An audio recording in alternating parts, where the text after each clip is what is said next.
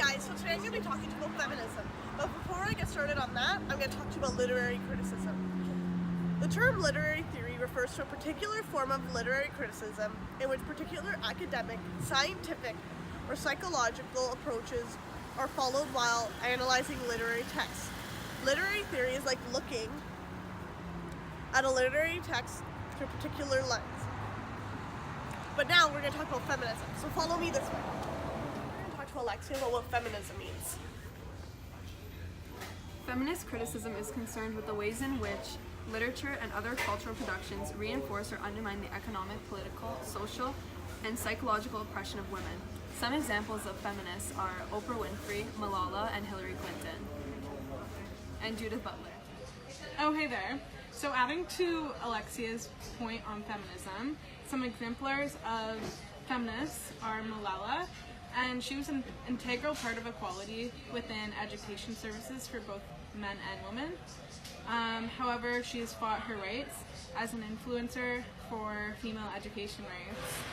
Malala faced many traumatic events and experienced negative factors which no one should ever experience at the young age that she was. Hence, why she continued to fight for not only herself, but for all the women out there who have denied access to education rights. So she has quoted that I raise up my voice, not so I can shout, but so that those without a voice can be heard. We cannot succeed when half of us are held back, meaning that all the females that are held back for education, it is not right, and she is the one who is talking about her rights within education. So the next feminist is Oprah Winfrey, and she also had a very traumatic childhood. She grew up within sexual abuse, growing up very mistreated, and dealing with a lot of poverty. As she developed amongst life, she became a world phenomenon, which was self-made and helped within charitable and non-profit organizations, wishing to help as many people as she could, making a difference within the life of one. It is evident that Oprah supports the rights and equality of women and demonstrates this in a quote where she expresses that failure is acceptable, and to be a queen, you must strive towards greatness. So she says, think like a queen is not afraid to fail, and failure is another stepping stone towards greatness. So the third exemplar of a feminist is Judith Butler, and she expresses this through theories. She states that gender is socially constructed and that our expressions is what makes us either male or female. Facts. She believes that speech acts imposes the norm of a biological sex, of gender, which allows us to believe and act upon the normalities that society makes us believe is appropriate. Today, we believe that there's not just two genders, male or female, but there is a community in which is accepted, and we strive for the equality of all. So she shows this within two quotes, saying masculine and feminine roles are not biologically fixed but socially constructed. She states that all of us as bodies are in the active position of figuring out how to live with and against the construction or norms that help form us. Facts. So lastly, there's Hillary Clinton. And as we all know, she campaigned in presidency for the US, and her idea upon feminism is that you should never doubt the strength of a woman. So she states that the norms of society finds it different when there are stereotypical jobs for both men and women, and we switch them. So a man does a woman's job and a woman does a man's job. She thinks that one should never doubt a woman and her strength. So she states that to all little girls who are watching, never doubt that you are vulnerable and powerful, deserving of every chance and opportunity in the world to pursue and achieve your own dreams. So meaning that you are able to do anything that you want, and you should not be oppressed for your actions. Okay, back to me.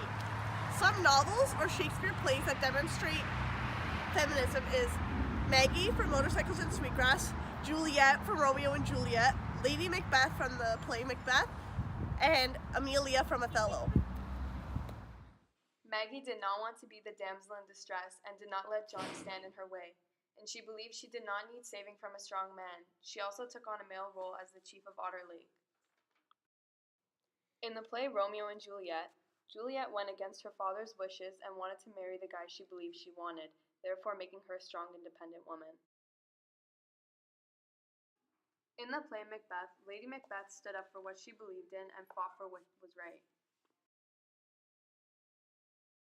Towards the end of the play in Othello, Amelia went against her husband Iago in order to defend Desdemona, as she did not believe her husband, then went against Iago and his wishes to stand up for what she believed in and became her own person. In conclusion, feminism affects women all over the world and it is all ages. Bloopers! Oh, hey there. We're going to be talking about this challenge is for what we fight for. So, this is so bad. Oh, I was supposed to go. Plays that demonstrate feminism is Maggie in Motorcycles and Sweetgrass, Amelia from Othello. I don't remember these plays. Anita! Overall, feminism is happening all over the world, and it affects it.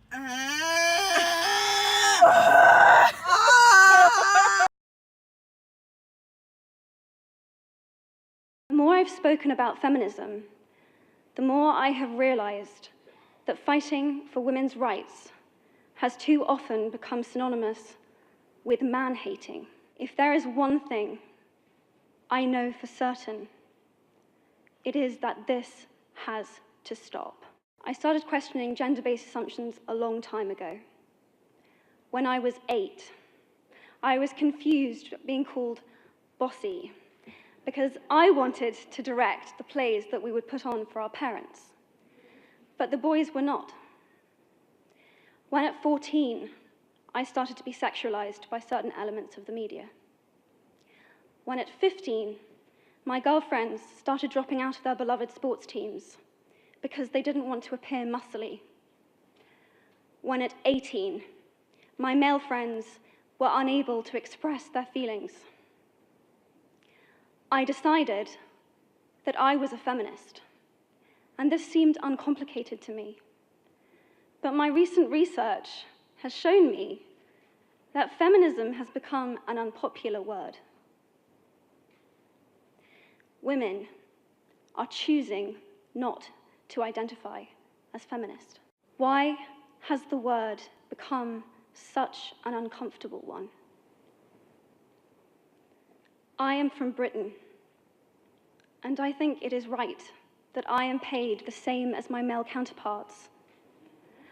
I think it is right that I should be able to make decisions about my own body. I think